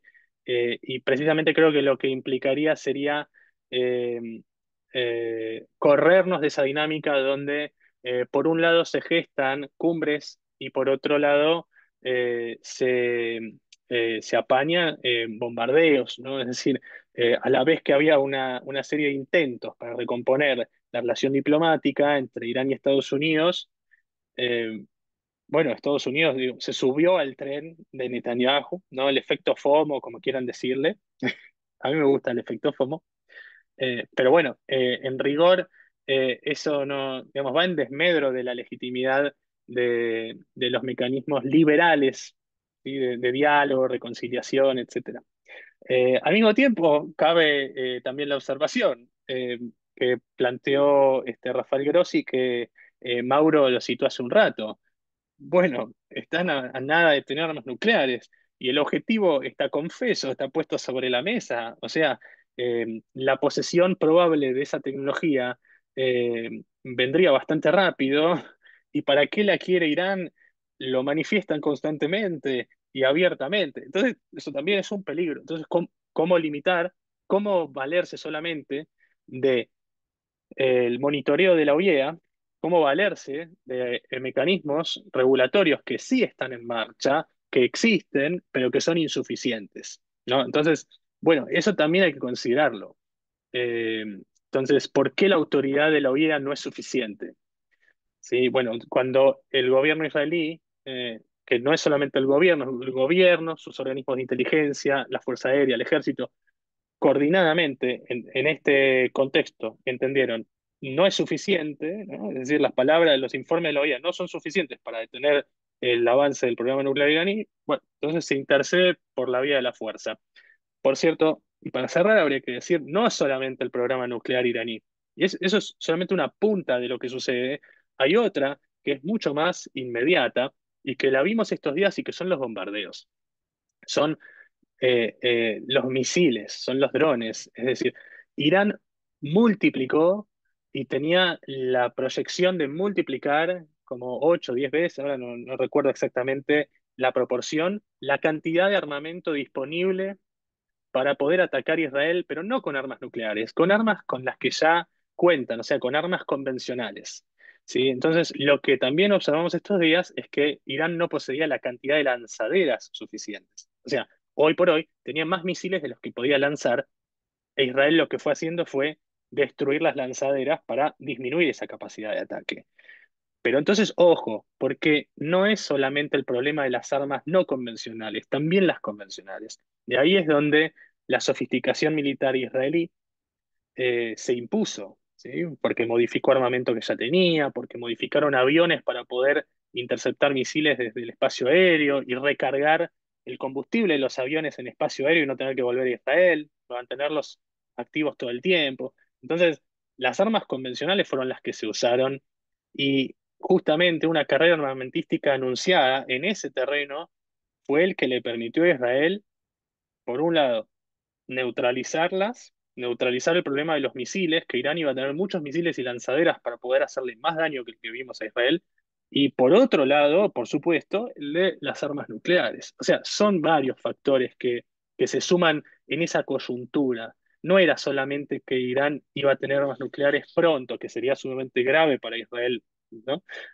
Sino además todo esto otro, que ya vimos que fue grave porque causaron heridos, muertes y una impresión de daño que nunca se vio, ¿no? Entonces, me parece que eso también habría que tenerlo en cuenta. Bien, Dante, ¿puedo responder dos cositas más y ya está? Y Sí, seguimos. sí. Después está Sebastián y también hay otra pregunta de Juan Cruz, me parece que era, que está por ahí. Primero, Dale. algo que vos habías dicho, Jeremías, respecto de la doctrina Begin, que es aquella doctrina que se fundó en parte por la Operación Ópera que destruyó el reactor nuclear de Osirak en Irak, se estaba desarrollando en su momento Saddam Hussein y que Israel entendía una amenaza existencial, fue destruida. A partir de ese momento se introdujo en el nombre de la doctrina Begin, porque Menachem Begin era el primer ministro en su momento del Estado de Israel cuando sucedió esto, de que Israel iba a destruir cualquier amenaza nuclear porque la consideraba una amenaza existencial, cosa que pasó en cierta manera a principios del siglo XX en Siria, y bueno, ahora vemos la nueva repercusión de esa doctrina en cuanto a la destrucción por ahora parcial, vieron que no se sabe todavía cuánto fue el total de la destrucción, cuándo fue la magnitud de esa destrucción respecto del programa de enriquecimiento de uranio de Irán, y como bien dijo Nacho también de la cuestión de armamentos convencionales, ¿no? Israel ya lo sabía, por eso el ataque en un principio fue tan letal contra fábrica de misiles, depósito de misiles y sobre todo lanzaderas. Además de que, y esto ya es una cuestión personal, yo estimo que tanto Estados Unidos como el Reino Unido muy probablemente colaboraron también sobre todo con la reposición de combustible de los aviones F-35 que estaban yendo y viniendo desde Israel, bueno, en este caso la mitad del recorrido más o menos que habrían recargado combustible, lo cual nos lleva también a pensar en operaciones militares conjuntas que, si bien no fueron declaradas, uno podría investigar y que tranquilamente podría encontrar alguna evidencia. Respecto también de la cuestión diplomática, ahí se me ocurrió, también Nacho, con lo que vos estabas diciendo, la frase de Karl von Clausewitz, que alguno conoce, militar y diplomático prusiano, esta de la guerra es la continuación de la política por otros medios, que bueno, es algo que, en otras palabras, parafraseándolo, también se ha dicho nuevamente, ¿no? La diplomacia de la fuerza, esto Donald Trump, incluso yo creo que siempre el concepto de la diplomacia en muchos casos viene después de la utilización de la fuerza. El tema es que no se dice, o no se decía al menos, uno no estaba orgulloso de la utilización de la fuerza y después de la diplomacia, solo que ahora se dice y se reivindica y se glorifica en muchos casos. Yo creo que Donald Trump incluso glorificó también la participación de los Estados Unidos en este conflicto, así como que la fuerza llevó después a una negociación diplomática que, digo, si uno ve la historia de la humanidad es la regla, ¿no? Yo creo que estamos acostumbrados a algo distinto, sobre todo después de la Segunda Guerra Mundial, básicamente, pero que bueno, definitivamente la historia de la humanidad es eso, ¿no? Es la guerra y después las negociaciones que vayan después de la utilización de la fuerza. En este caso la diferencia, su glorificación y sobre todo su comunicación a nivel social. Y por último, también para cerrar, hacerlo corto, así dejamos las otras preguntas respecto para complementar también lo que dijo Nacho respecto de la aprobación, ¿no?, de la sociedad israelí, como ya dijimos ambos en nuestras presentaciones, la cuestión de Irán es una cuestión de Estado, ¿no? Como las Malvinas son para Argentina, como el Esequibo es para Venezuela, no importa cuál sea la línea de gobierno, no importa cuál sea el espacio político, en general son cuestiones que se respetan porque son las cuestiones de Estado, ¿no? Y uno las obedece y uno las sigue. Yo he conocido incluso gente bastante cercana que es acérrimo detractor y detractora de Netanyahu, que no titubearon al decir la amenaza a Irán tenía que ser respondida. Y gente que está completamente en contra de esto, y que bueno, esto justamente pareció subsanar en cierto momento, ¿no? Durante la guerra con Irán, la fisura en el arco político israelí, la sociedad israelí también, la sociedad civil, que por supuesto también vio, como bien dijo Nacho, lo que no nombramos, esto de que lo nombró él y no lo habíamos dicho en la charla, esto de que los impactos de los misiles balísticos de Irán tuvieron bastante más eficacia que los cohetes de que lanza Hamas o el Hezbollah, y tiene que ver con que Israel utilizó otro sistema de defensa antiaéreo, no fue el famoso domo de hierro, el Iron Dome, sino que fueron los sistemas de defensa antimisiles mediano y largo alcance, Arrow 2 y Arrow 3, que son sistemas que tienen un 90% más o menos de eficacia, no más que eso, que aún así es muy alto, pero bueno, ¿no? Uno se sorprende con tanta sofisticación. Bueno, también está dentro del margen de error, digamos, ¿no? Era esperable, solo que uno se sorprende por lo que está acostumbrado. Y por último, también una fisura que bien dijo Nacho en la sociedad israelí, que viene antes del 7 de octubre, del 6 de octubre, que viene después del 7 de octubre y ahora y va a seguir también, ¿no? Con esto no solo el tema de los colonos en Cisjordania y las persecuciones y los conflictos que no suelen salir tanto en la prensa, eso hay que decirlo también, no suele salir, eso no es un tema que se toque demasiado, como también conflictos internos y aquellas posiciones más liberales que dicen, no, esto lo está llevando a otro lado, ¿no? Y también da para otra charla, yo creo que para hablar de política interna israelí, política interna de Irán también, podemos hacer un ciclo, diría, ya de política interna en Medio Oriente, pues da mucho para hablar, sobre todo porque son cosas que no comprendemos, ¿no? Cuando Nacho dice, por ejemplo, la ultraortodoxa nacionalista, uno se imagina, por ejemplo, físicamente una persona vestida de traje negro con rulitos en los costados, y no es así. Y ellos son los ultraortodoxos que no son los nacionalistas. Entonces, como que hay una mezcla muy, muy grande que es muy difícil comprender cuando uno no conoce de fondo, al menos no se imagina simplemente porque no es parte de su realidad. ¿No? Esto es Medio Oriente, y si hablamos de esto, imagínense en Israel, lo que es en Irán, lo que es en Arabia Saudita, distintas minorías etno-religiosas, porque vieron que en Medio Oriente lo étnico y lo religioso no está tan separado, ¿no? Como, digo, está a veces bastante unido. Así que, bueno, creo que estamos con eso. No sé, está Sebastián y Juan Cruz, que creo que está por ahí, ¿te parece? Bien, vamos con esas dos consultas y vamos cerrando. Sebastián, Hola ¿querés ser vos Mauro, primero? Mauro, Nacho, tanto Tanto tiempo. ¿Cómo tiempo, están? Sí, tanto sí, tiempo, sí. ¿cómo estás? ¿Cómo están? Miren, tenía muchas preguntas, me la anoté porque Pará, a la Nacho verdad. lo tuviste también de profesor. ¿Vos tuviste profesor a Sí, sí, Nacho, sí, no? sí, a los dos, Ah, por eso, a por los eso, dos por eso. los tengo muy conocidos. Me anoté muchas cosas, pero le voy a sincerarme, se me quema la comida. Así que me la anoté para no dar muchas vueltas. Miren, lo que les quería preguntar es por el futuro, de lo que se viene. Porque a ver si me ayudan a navegar entre la sarta de pavadas y propaganda que uno naturalmente consume, y eso lo tocaron ustedes. Lo que quiero entender es dónde estamos parados, porque por un lado yo tengo que creerle a Israel, Estados Unidos, que la operación fue un éxito total, que Irán no tiene un arma nuclear en X cantidad de tiempo, que otro tema que me gustaría que me mencionen, la inmediatez y de cuánto tiempo estábamos hablando. Y por otro lado, la República Islámica, que básicamente el mensaje fue, flaco, no me hiciste nada, acá estoy, vení de vuelta, está todo encaminado. Y acá va más mi pregunta, porque los dos escenarios que yo veo, y acá me gustaría que me digan si comparten, es que la próxima guerra de los 12, 20, 5, no sé cuántos días, está a la vuelta de la esquina si es que no es así, si la operación no fue un éxito o si quedó algo sin destruir, porque me imagino que todavía estamos revolviendo entre los escombros. Entonces, esa es la primera opción. Que el próximo conflicto de los tantos días esté a la vuelta de la esquina, más que nada por los últimos movimientos, hablo de las últimas 24 horas, Mauro y Nacho, no sé si estuvieron viendo. Y después la otra opción es que, también de lo que se habló mucho, es que se va a pisar el acelerador en lo que llamamos la política de regime change, ¿no? Cambio de régimen. Y cómo se vería esto. Y acá vuelvo de vuelta a la sarta de pavadas y propaganda que me imagino que ustedes no lo consumen. No sé, el volver a traer al ya de vuelta, todo lo que pasa en Terángeles, como se le dice en algunos círculos. Pero bueno, espero que haya sido clara. Cualquier cosa me dicen y lo vuelvo a decir. Gracias. Creo que faltaba otra de antes, gracias Sebastián. No sé si está la otra de antes, de nuevo. Sí, ahí se escucha, ¿no? Sí, sí, Sí, se perfecto. escucha, perfecto. Ahí. Mauro Ignacio, un gusto. Mi pregunta era más o menos parecida a la de Sebastián, era en cuestión de Irán, para saber una opinión de ustedes dos acerca de cómo depararía el futuro del régimen y más o menos si porque también estaba el rumor de que Trump y Netanyahu se habían peleado, porque Israel quería continuar los ataques y Trump medio lo paró, que eso es un rumor ahí, no sé si es verdad, mentira, qué sé yo. Pero mi pregunta radica en si ustedes creían que el régimen podía caer o si se iba a mantener en el tiempo, justo en este mundo internacionalista que no sabes qué va a pasar nunca. Una opinión nada más. Ahí. ¿Te parece? Empiezo yo, Nacho, y después seguís, hacemos, intercambiamos. Ok, bien. Respecto primero la pregunta de Sebastián, que está totalmente concatenada con la de Juan Cruz. Eh, Fue tremendo porque es verdad, todos ganaron después de la guerra, ¿no? O sea, todos anunciaron mensaje de victoria, eh, tanto Israel como Estados Unidos como Irán. Yo creo que el que más lo anunció fue Donald Trump. O sea, para Donald Trump fue tremendo lo que se hizo y sobre todo los resultados posteriores, ¿no? Ahí que, al menos en su comunicación, ¿no? Que Estados Unidos ha hecho un ataque extraordinario con lo que hizo. De verdad, fue un ataque muy, muy importante, además con los aviones B-2 que no se suelen utilizar tampoco, ¿no? La manera con la que lo hizo y demás. Israel yo creo que puede considerar exitoso también el ataque, al menos por una cuestión del debilitamiento del programa de enriquecimiento de uranio de Irán y también de la fabricación y posesión de misiles y lanzaderas, entre otros elementos.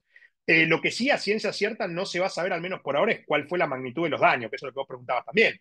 Por Estados Unidos dice, Donald Trump dice esto se terminó, no viene nunca más, y después el Pentágono saca que Irán logró sacar el uranio enriquecido de la central de enriquecimiento y que lo tiene escondido y que en 6 meses ya tendría la capacidad nuevamente de tener una bomba nuclear. Después en Israel dicen que, bueno, quizás no fue al 100%, pero que sí se destruyó bastante. Y en el caso de Irán, que aquí no ha pasado nada. Digo, que es una cuestión distinta, ¿no? Quizás con un mensaje mucho más hacia adentro que hacia afuera, pero que puede pasar. Yo lo que creo es que en este caso hay que hacer caso omiso quizás de esa quizás desinformación o desinformación que está dando vuelta en redes, que ojo, es imposible no consumirla, digo, uno está completamente expuesto a esa información, que en realidad es desinformación, pero que bueno, no es que uno no puede no consumirla, simplemente está ahí, y uno no puede no verla porque está en todos lados, ¿no? Uno entra a Twitter, entra a cualquier red social y lo ve, digo, más allá de que uno no lo quiera ver, lo que sí, lo que considero siempre y lo que recomiendo es hacer un balance de todo eso. Bueno, quizás no son 6 meses, pueden ser 2 años, pero que sí, seguramente esto no se terminó. Yo creo que la única manera de que este conflicto se hubiese terminado es de dos formas. Una, que el régimen de Irán hubiese cambiado, y dos, que ese régimen que hubiese reemplazado al régimen de los ayatolás no sea uno que vaya en ideología mucho más extrema que los ayatolás, que puede pasar también.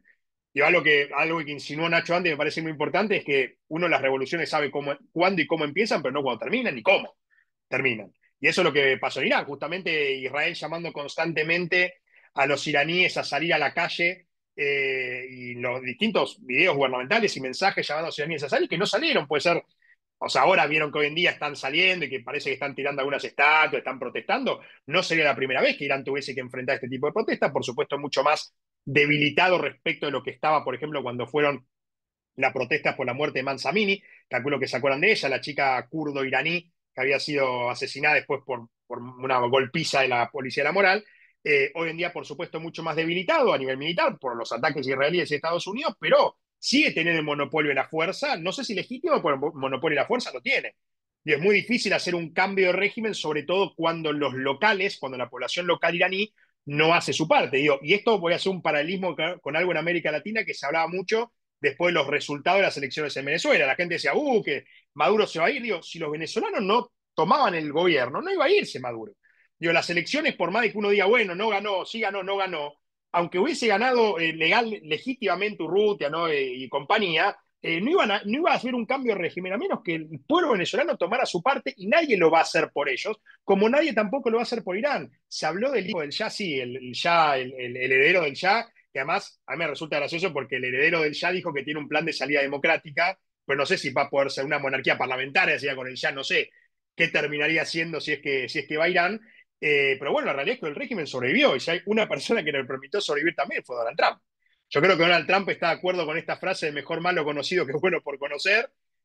No repetir tampoco lo que pasó con Obama en la primavera árabe, ¿no? Con que Libia, bueno, se liberó a Gaddafi, Libia hoy no sé qué Libia, y lo mismo, bueno, empezó la guerra civil en Siria, lo mismo con Hosni Mubarak, que fue derrocado en Egipto, asumió Morsi, que era la hermandad musulmana, y después terminando un golpe de Estado. Digo, Estados Unidos no le va tan bien quizás con el fomento de ese tipo de revoluciones sociales en Medio Oriente, sobre todo porque no sabe cómo va a terminar, y más siendo Donald Trump, ¿no? Que es una persona quizás mucho más pragmática y simple que no se va con pensamientos tan complejos, dice, bueno, hasta acá es hasta acá y que sea lo que sea, ¿no? Pero que no propiciará lo que no sepa cómo va a terminar, al mismo tiempo que coincido con que esto en algún momento va a tener una consecuencia, esto va a seguir, no va a terminar acá. Digo, en tanto las partes no cambien su postura. En el caso de Occidente, la sospecha respecto del programa nuclear iraní. En el caso de Irán, el enriquecimiento de uranio y la potencial fabricación de armamento nuclear, en este caso de ojivas nucleares que puedan ser instaladas en misiles, y una retórica constante que está amenazando a Occidente, me parece que eso es el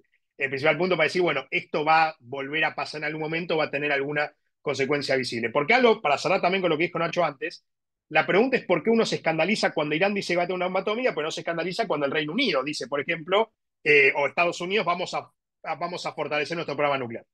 Eso tiene que ver más con lo que uno está de acuerdo y con lo que no, ¿no? Con lo que uno, digo, está de acuerdo con sus creencias y demás, mucho más que con la cuestión geopolítica, tiene que ver con los intereses de uno. Y para cerrar también respecto a estas fake news y demás, uno lo que suele ver cuando ve estas cosas que uno sabe si son reales o mentiras, uno tiende naturalmente a creer aquello con lo que está de acuerdo y a descreer de aquello con lo que no está de acuerdo. Y es algo natural y es un bias, es un sesgo que tiene el ser humano y que es así. Después está en uno tener la capacidad de dudar de eso que está viendo, aunque uno esté de acuerdo o aunque uno esté en desacuerdo, de decir, bueno, ¿qué hay del otro lado? ¿Qué me quieren decir? ¿Lo voy a chequear? ¿No lo voy a chequear? Pues la verdad que esto, digo, ¿quién no está expuesto a este tipo de falacias, lamentablemente, constantemente a lo largo de su vida cotidiana? Nadie. Bueno, Nacho, te dejo, perdón. A ver, me voy a eh, recuperar un poco las preguntas eh, por el lado de cómo separan los actores internamente en Irán, que eso un poco lo marcó Mauro cuando habló de las protestas. Para mí, un punto importante a tener en cuenta es cómo se compone sociodemográficamente la población iraní. Entonces, yo antes marqué que había un descontento por inflación, por desempleo. Entonces, hay protestas que tienen que ver con la situación socioeconómica y con también lo que el régimen impone a nivel representación de una cultura, de formas, de prácticas, estilos de vida para la vida cotidiana, que van más allá de la clase y que tienen que ver entonces con la cosmovisión de los distintos grupos que habitan el país. Y algunos de ellos están más consustanciados tal vez ideológicamente y en sus prácticas de la vida cotidiana con lo que el régimen, el líder supremo de los ayatolás eh, establece, pero otros no. Entonces, hay ciudades, hay pueblos, hay regiones más conservadoras desde el punto de vista del chiismo duodecimano, que es, por ejemplo, la religión mayoritaria en Irán, pero hay grupos que no. Hay grupos no persas con minorías que en algunas regiones son significativas y que constituyen la mayoría de algunas de esas provincias, por traducirlo a los términos nuestros. Entonces hay regiones donde hay baluchíes, azeríes, árabes, kurdos, donde estos grupos étnicos son mayoría y donde hay grupos insurgentes y que tienen ambiciones, algunos de ellos separatistas, algunos de ellos entonces vinculados más allá de la frontera del Estado iraní con, por ejemplo, los azeríes de Azerbaiyán, los kurdos del Kurdistán iraquí, pero también del sirio, ¿no? También los kurdos de Turquía. Entonces, algunas pretensiones, por ejemplo, para desestabilizar el régimen tienen que ver con la vía armada según cómo la entienden grupos de algunas de estas minorías y que algunos han cometido, de hecho, atentados el año pasado, por ejemplo. Después también está ISIS en Irán, ¿no? Y Al-Qaeda, que también ha cometido atentados. Pero si vamos por el lado de los descontentos, y no solo por la vía armada, o sea, en vías mucho menos radicales desde el punto de vista de la violencia política, y en cambio vamos al ámbito de las protestas, vamos a ver una efervescencia de protestas en contra del régimen por parte de población laica, de clase media, clase trabajadora, de estudiantes, de profesionales, es decir, eh, vamos a ver que esto recorre todos los grupos sociales e ideológicos, en todo caso, de Irán. Lo que pasa es que, como también marcaba antes, hay un régimen de proscripción, de represión, de persecución, de ejecuciones sumarias, de detenciones arbitrarias, como por ejemplo la de Max Amini, que fue asesinada, digamos, ilegalmente, ¿no? Por la policía de la moral. Y eso provocó protestas donde la policía, no solamente la policía de la moral, la policía también ejecutó gente en la calle, en el subte. Entonces, bueno, hay mucho descontento, hay un descontento que lleva a muchos de distintos grupos étnicos, de distintos grupos religiosos, de distintas clases sociales, a pedir la caída del régimen. Es gente que no vota, cada vez se vota menos en Irán porque el partido que uno querría está proscripto, porque el candidato que uno quiere está encarcelado o porque no hay candidatos que se animen, o bien porque los candidatos que están permitidos son más bien las versiones moderadas de lo que el régimen permite, ¿no? De lo que permite que se presente como opción política. Entonces, dentro de ese, digamos, espectro de opciones existentes para votar, uno podría notar que la gente cada vez vota menos y que vota opciones más bien moderadas, ¿no? De hecho, el presidente que ganó con una base de apoyo bastante escueta, considerando el volumen demográfico de Irán, es una línea de las más moderadas de las que el régimen acepta. Entonces, no podría decir, bueno, hay renuencia a participar de las elecciones, o sea, darle legitimidad al régimen, pero a la vez no están ganando opciones más de núcleo duro vinculadas con la línea del líder supremo.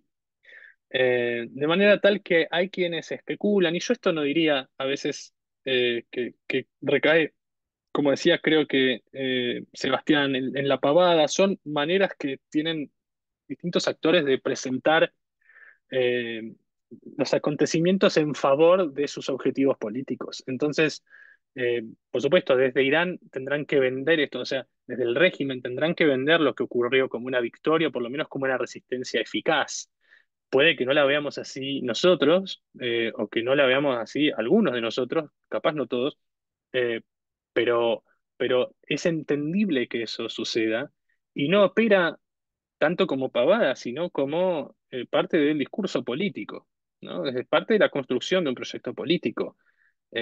Convalidar con discurso, con ideología, lo que ocurre en los hechos. Entonces, eso también por un lado.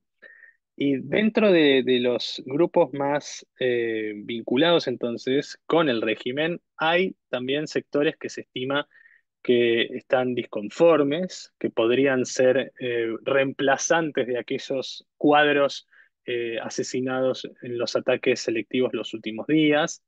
Hay que tener en cuenta que el líder supremo es un hombre muy anciano, tiene 86 años, no tiene un reemplazante claro, el régimen está muy desprestigiado, Irán está aislado internacionalmente, los apoyos locales de Irán regionales están muy vapuleados, con una capacidad de daño muy menguada, Rusia no pudo intervenir, China no intervino tampoco, no tuvo asistencia militar Irán en esto, no la va a tener a futuro probablemente, por lo menos no en el corto plazo. Está rodeado además de enemigos, pese a la reconciliación o no, simbólica o no, con Arabia Saudita está rodeado de enemigos, Irán también. Y de hecho, también hay que tener en cuenta que si en 2015 hubo un acuerdo nuclear que se firmó con el gobierno de Barack Obama, eso fue por un gobierno más moderado que la línea del líder supremo. Del mismo modo, hay quienes siguen digamos, refrendando esa trayectoria, ¿no? De Rafsanjani, de Rouhani. Eh, es decir, hay líderes políticos con experiencia que propugnarían otro tipo de proyecto para el país, ¿no? Y que de hecho han ganado también elecciones en el pasado. Entonces no podemos estimar que no tengan cierta palanca para que, sin que caiga el régimen, vuelvan a tener peso, o bien que si cayera el régimen no pudieran ejercer algún tipo de liderazgo. Lo que sí parece más o menos claro hoy es que ningún partido, ningún líder, ningún grupo en Irán pareciera ostentar la capacidad de conducción, digamos, de satisfacción de expectativa de representación de grupos tan diversos como los que comenté. Por un lado, desde el punto de vista étnico, desde un punto de vista regional, local dentro de Irán, desde un punto de vista religioso, clasista, de estilos de vida y también del lugar que Irán debería tener en la región y en el mundo. Entonces, digamos, hay un clima muy persecutorio, restrictivo, represivo, es difícil de estimar realmente desde afuera qué sucede en la calle en Irán. Si uno ve los medios oficiales iraníes, que son los que más predominan, uno tendrá cierta lectura. Si uno recurre a redes sociales y busca lo que dicen activistas iraníes desde el extranjero, tendrá otros puntos de vista. Según algunas perspectivas, pareciera que el monarquismo es lo que se viene. Si uno lee ciertas otras perspectivas, pareciera que el régimen podría caer mañana. Probablemente no sea así. Así que mantengámonos en sintonía y seguiremos viendo con paciencia cómo se acomodan los hechos y veremos qué actores son los que se imponen y cuáles convencerán más y cuáles menos. Bueno, muchas gracias Nacho por tu respuesta final, bueno, también Mauro por todas las respuestas que ha dado y por tu presentación. Les agradecemos a todos por su tiempo y bueno, esperamos que lo hayan disfrutado. Mauro ahí ha dejado su contacto desde Proyecto Cepa, ahí como tienen Ahí su lo tienen usuario. en el nombre @Proyecto Cepa en Instagram, nos pueden seguir. Y bueno, muchas gracias también a Nacho y bueno, al CEDEMA por organización de esta charla, que estuvo buenísima y que nos queda, mirá, perdón que nos seguimos haciendo preguntas, nos queda para una próxima charla, volumen 2, me parece, 2.0. ¿Por qué no? Volumen 2.0. Ahí aprovecho también, dejo las redes Sedema como @sedema.arg. Y bueno, Nacho, no sé si querés dejar algún medio para contactarte o para seguir un poco cómo vas analizando en los distintos medios que solés andar por ahí. Yo no tengo un proyecto así personal. Hoy por hoy, lo único que puedo decirles es que lean, que estudien, que le digan que no a las drogas y bueno, nada. El LinkedIn, si no, el Este, LinkedIn, Ignacio Ruzal, que ahí subís tus cosas también. Bueno, sí, sí, qué sé yo, tengo un Twitter, pero no es que no me promociono mucho por Twitter porque no me gustan a mí las redes sociales de esa manera. Eh, Mauro antes tiró chivo de un libro que voy a sacar con un samedita sobre la cuestión de la guerra del 7 de octubre, en parte también el régimen visual, como hay una proliferación de imágenes de inteligencia artificial para comunicar una idea, una memoria sobre la guerra. Bueno, este también es un tema que afecta a lo que pasó en esta guerra de los 12 días, como le dice Trump.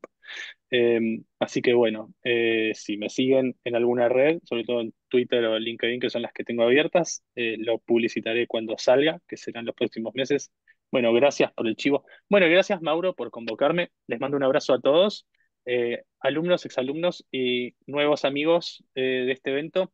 Un abrazo y gracias por la escucha y las preguntas. Bueno, muchas gracias a todos. Chao, hasta Gracias, hasta luego. luego.